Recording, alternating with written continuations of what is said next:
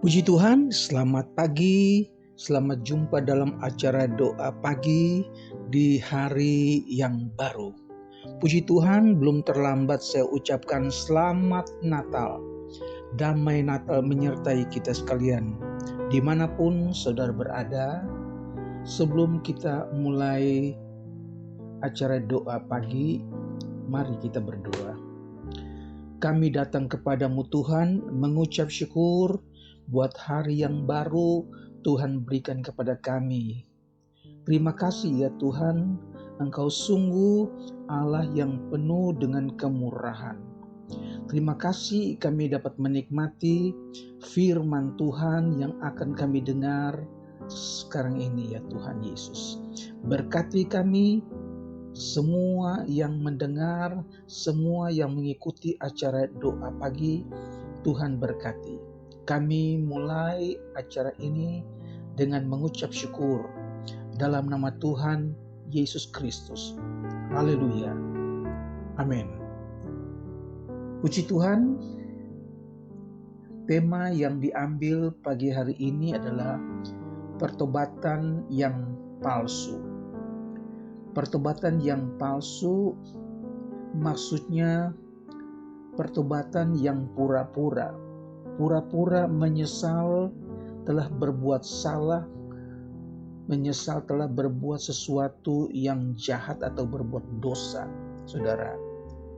Tetapi semuanya ini tidak tersembunyi di hadapan Allah. Dalam 1 Raja-Raja pasal 21 ayat 27 sampai ke 29 kita lihat ini tentang seorang raja yang bernama Raja Ahab. Ayat 27, segera sesudah Ahab mendengar perkataan itu, ia mengoyakkan pakaiannya, mengenakan kain kabung pada tubuhnya dan berpuasa.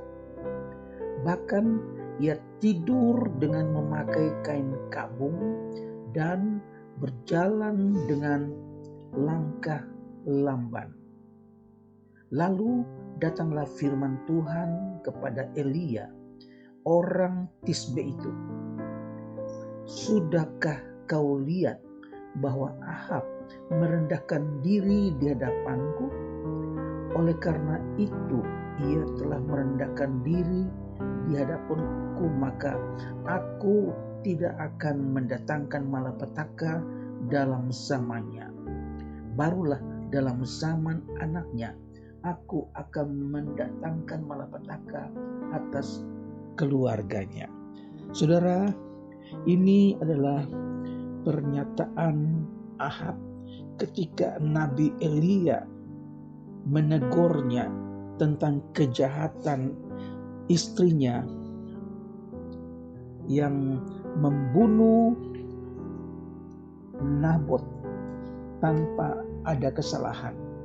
Kita lihat awalnya ketika Raja Ahab melihat kebun anggur Nabot yang terletak dekat istananya, maka ada keinginan Ahab untuk memiliki kebun anggur Nabot. Tetapi ketika ia meminta kepada Nabot untuk menjual kebun anggurnya atau mau dia tukarkan dengan kebun anggurnya Raja Ahab, tetapi ayat 3 katakan, kiranya Tuhan menghindarkan aku daripada memberikan milik pusaka nenek moyangku kepadamu. Nabot tidak bersedia mau tukar atau mau jual kebun anggur milik pusakanya. Maka Raja Ahab pun menjadi sedih. Masuklah Ahab ke dalam istananya dengan kesal hatinya dan gusar karena perkataan yang dikatakan Nabot, orang Yisrael itu kepadanya. Tidak akan kuberikan kepadamu milik pusaka nenek moyangku. Maka berbaringlah ia di tempat tidurnya dan menelungkupkan mukanya dan tidak mau makan. Saudara, Ahab merasa sedih ketika keinginannya tidak terkabul. Dia seorang raja, dia mempunyai kuasa, dan seorang raja, apa yang dia inginkan itu bisa dia dapati. Tetapi Ahab ketika dia merasa ditolak oleh Nabot untuk memberikan kebun anggurnya, maka Ahab masuk ke kamarnya, dia tidak mau makan, mukanya menjadi murung. Dan ketika istrinya Isabel melihat bahwa Ahab tidak mau makan, Isabel pun bertanya kepada suaminya, Raja Ahab. Dan Raja Ahab katakan, "Aku telah berkata kepada Nabot, orang Yisrael itu, berikanlah kepadaku kebun anggurmu dengan bayaran uang, atau jika engkau lebih suka, aku akan memberikan kebun anggur kepadamu sebagai gantinya." Tetapi sahutnya, "Tidak akan kuberikan kepadamu kebun anggur itu." Lalu kata Isabel istrinya kepadanya, "Bukankah engkau sekarang yang memegang kuasa raja atas Israel? Bangunlah, makanlah, dan biarlah hatimu gembira. Aku akan memberikan kepadamu kebun anggur Nabot orang Yisrael itu." Kemudian ia menulis surat atas nama Ahab, memeteraikannya dengan meterai raja, lalu mengirim surat kepada tua-tua dan pemuka-pemuka yang diam di sekota itu dengan Nabot. Dalam surat itu ditulisnya demikian, "Maklumkanlah puasa dan suruhlah Nabot duduk paling depan di antara rakyat. Suruh jugalah 2 orang dursila duduk menghadapinya, dan mereka harus naik saksi terhadap dia dengan mengatakan, engkau telah mengutuk Allah dan raja. Sesudah itu bawalah dia keluar kota dan lemparilah dia dengan batu sampai mati." Ini adalah perbuatan yang jahat dari seorang Isabel, seorang yang mempunyai tipu muslihat. Mulutnya mengandung racun yang membawa kematian, saudara-saudara. Dan apa yang dikatakan oleh Isabel itu dikerjakan. Rakyat, pemuka-pemuka, tua-tua mendengarkan apa yang dikatakan Isabel. Mereka menyuruh rakyat untuk puasa. Sesudah itu mereka suruh Nabot duduk di barisan paling depan. Dan di barisan paling depan itu ada 2 orang dursila, orang jahat. Kemudian orang jahat ini mulai memfitnah. Orang jahat ini katakan bahwa Nabot menghujat Allah dan menghujat raja. Ini adalah satu perbuatan yang tidak ada ampun. Nabot tidak dapat membela diri karena apa yang mereka lontarkan kepada Nabot itu disertai dengan ditariknya Nabot keluar kota, dan Nabot tidak dapat berbuat apa-apa selain pasrah. Mereka melempari Nabot dengan batu sampai mati. Nah, ketika Isabel mendengar berita bahwa tua-tua itu telah melempari Nabot dengan batu sampai mati, maka dia pergi kepada suaminya Ahab. Dia katakan, "Silakan pergi ke kebun anggur Nabot. Nabot telah mati dan sekarang kebun anggur itu menjadi milikmu." Saudara, semua yang dilakukan ini bukan berarti Tuhan tidak tahu. Tuhan melihat, Tuhan tahu. Dan Tuhan memerintahkan kepada Elia untuk pergi ke Raja Ahab. Ayat 16. Segera sesudah Ahab mendengar bahwa Nabot sudah mati, ia bangun dan pergi ke kebun anggur Nabot, orang Yisrael itu, untuk mengambil kebun itu menjadi miliknya. Tetapi datanglah firman Tuhan kepada Elia, orang Tisbe itu. Bunyinya, "Bangunlah, pergilah menemui Ahab orang Yisrael itu di Samaria, orang Israel. Ia telah pergi ke kebun anggur milik Nabot untuk mengambil kebun itu menjadi miliknya. Katakan kepadanya demikian, beginilah firman Tuhan, engkau telah membunuh serta merampas juga. Katakan kepadanya, beginilah firman Tuhan, di tempat anjing telah menjilat darah Nabot, di situ jugalah anjing akan menjilat darahmu. Kata Ahab kepada Elia, sekarang di hadapan aku, hai musuhku, jawablah, memang sekarang aku mendapat engkau, karena engkau sudah memperbudak diri dengan melakukan apa yang jahat di mata Tuhan. Sesungguhnya aku akan mendatangkan malapetaka kepadamu. Aku akan menyapu engkau dan melenyapkan setiap orang laki-laki dari keluarga Ahab, baik yang tinggi maupun yang rendah kedudukannya di Israel. Dan aku akan memperlakukan keluargamu sama seperti keluarga Yerobeam bin Nebat dan seperti keluarga Besa bin Abia, oleh karena engkau menimbulkan sakit hatiku dan oleh karena engkau mengakibatkan orang Israel berbuat dosa.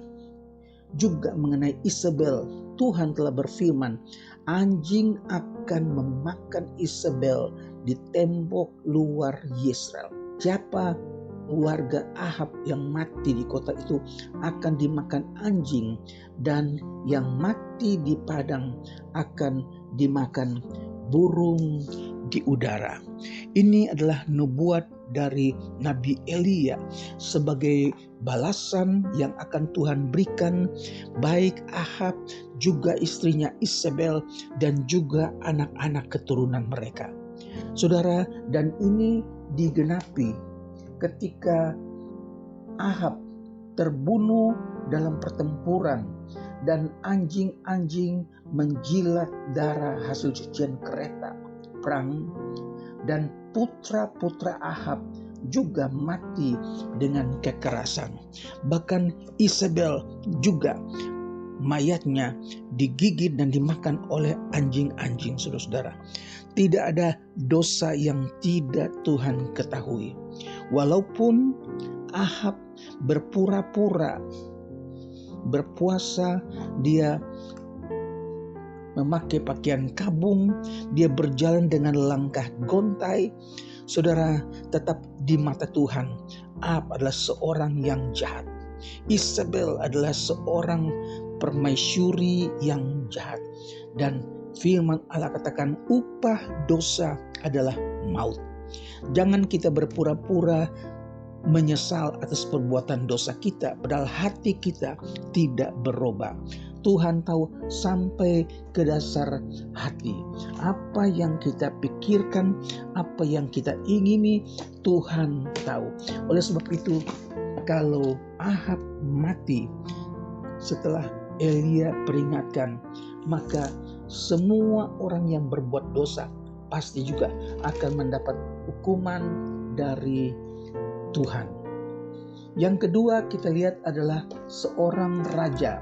Tadi Raja Ahab, sekarang seorang raja bernama Saul.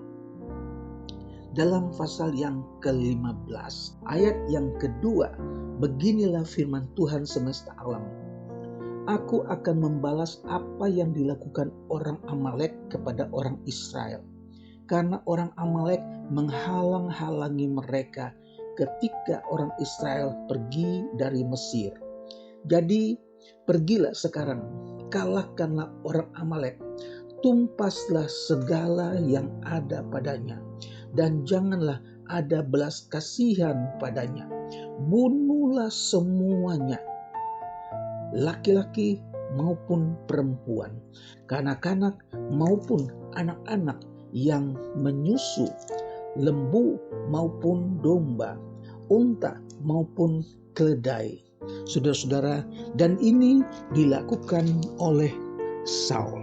Saul menumpas orang-orang Amalek Tetapi yang terjadi dalam ayat 8, ketika orang Amalek itu dikalahkan oleh Saul, Agag, raja orang Amalek, ditangkapnya hidup-hidup, tetapi segenap rakyatnya ditumpasnya dengan mata pedang.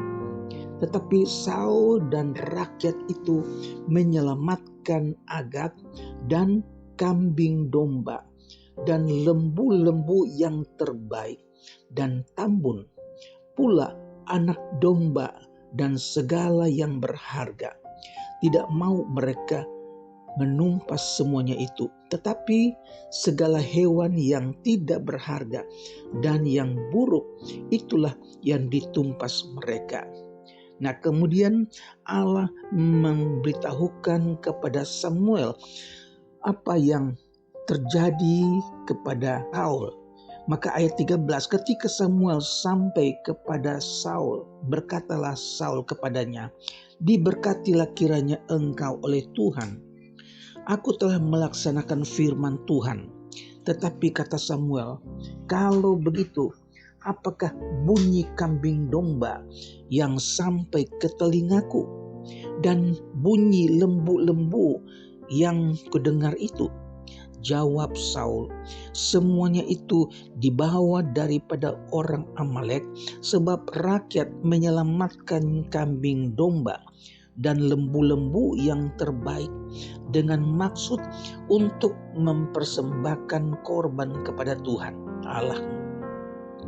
Tetapi selebihnya telah kami tumpas." Lalu berkatalah Samuel kepada Saul, "Sudahlah, aku akan memberitahukan kepadamu apa yang difirmankan Tuhan kepadaku tadi malam." Kata Saul kepadanya, "Katakanlah." Sesudah itu berkatalah Samuel, "Bukankah engkau, walaupun engkau kecil kepada pemandanganmu sendiri, telah menjadi kepala atas suku-suku Israel? Dan bukankah Tuhan telah mengurapi engkau menjadi raja atas Israel? Tuhan telah menyuruh engkau pergi dengan pesan, pergilah, tumpaslah orang-orang berdosa itu, yakni orang Amalek. Berperanglah melawan mereka sampai engkau membinasakan mereka. Mengapa engkau tidak mendengarkan suara Tuhan? Mengapa engkau mengambil jarahan dan melakukan apa yang jahat di mata Tuhan?" Lalu kata Saul kepada Samuel, "Aku memang mendengarkan suara Tuhan dan mengikuti jalan yang telah disuruh Tuhan kepadaku. Dan aku membawa Agag, raja orang Amalek. Tetapi orang Amalek itu sendiri telah kutumpas. Tetapi rakyat mengambil dari jarahan itu kambing domba dan lembu-lembu yang terbaik dari yang dikhususkan untuk dirampas itu, untuk dipersembahkan korban kepada Tuhan Allahmu di Gilgal." Tetapi jawab Samuel, "Apakah Tuhan berkenan kepada korban-korban bakaran dan korban sembelian, sama seperti kepada mendengarkan suara Tuhan? Sesungguhnya mendengarkan lebih baik daripada korban sembelihan. Perhatikan lebih baik daripada lemak domba-domba jantan. Sebab pendurhakaan adalah sama seperti dosa bertenung. Kedegilan adalah sama seperti menyembah berhala dan terafim.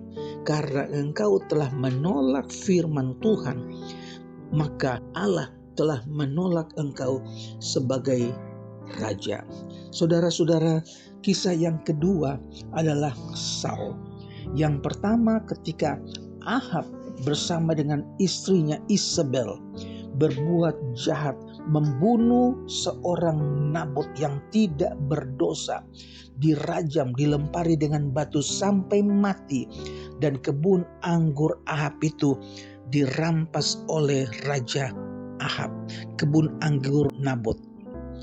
Yang kedua, ketika Samuel memberitahukan kepada raja Saul. Saul pun melanggar perintah Tuhan dan Tuhan menghukum Saul. Kerajaannya, tahtanya dirampas dan diberikan kepada orang yang lebih baik, yaitu Daud. Saudara, puji Tuhan, firman Tuhan ini mengingatkan kepada kita bahwa jangan berpura-pura. Dosa tetap dosa. Tuhan kiranya memberkati kita. Mari kita berdoa. Bapa yang ada dalam surga, kami datang kepadamu Tuhan, mengucap syukur. Tuhan telah memimpin kami, ingatkan kami tentang dosa. Kami tidak dapat berpura-pura menyesali dosa kami, tetapi hati kami, Tuhan yang tahu. Ampuni kami ya Tuhan, kalau kami sudah berbuat salah kepadamu. Memberkati hari ini menjadi hari yang diberkati Tuhan. Hamba-Mu berdoa buat mereka yang sakit, buat mereka yang susah, mereka yang belum bekerja, buat rumah tangga Tuhan, mereka yang dalam pergumulan, Engkau buka jalan, Engkau sembuhkan, Engkau hiburkan mereka ya Tuhan. Terpujilah nama-Mu Yesus. Kami percaya hari yang baru ini menjadi hari yang diberkati Tuhan. Kami akhiri acara doa pagi di dalam nama Tuhan Yesus Kristus. Haleluya. Amin.